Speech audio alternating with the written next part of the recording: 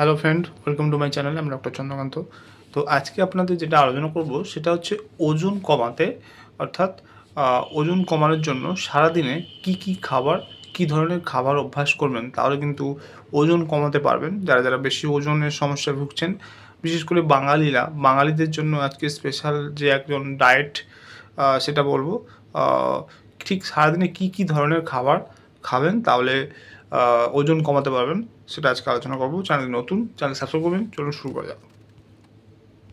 তো সকালের নাস্তা, ওজন কমানোর জন্য সকালের নাস্তা যেগুলো করতে পারেন সেটা হচ্ছে ওটস খেতে পারেন বা ওটসের উপমা খেতে পারেন। এছাড়াও ডিমের সাদা অংশ খেতে পারেন। এছাড়াও মুগ ডালের চিল্লা এক ধরনের খাবার, সেটা খেতে পারেন। এবার হচ্ছে দুপুরের খাবার, অর্থাৎ ওজন কমানোর জন্য দুপুরে আপনারা কী খেতে পারেন। যেমন অল্প পরিমাণে ব্রাউন রাইস, এছাড়া লাল আটার রুটি, এগুলো খেতে পারেন। এছাড়াও প্রচুর পরিমাণে সালাদ খেতে হবে, ডাল এবং মাছের ঝোল এগুলো দুপুরে আপনারা খেতে পারেন। এবার হচ্ছে রাতের খাবার, অর্থাৎ দিনের শেষ খাবারটি সেটা কিন্তু হালকা রাখুন।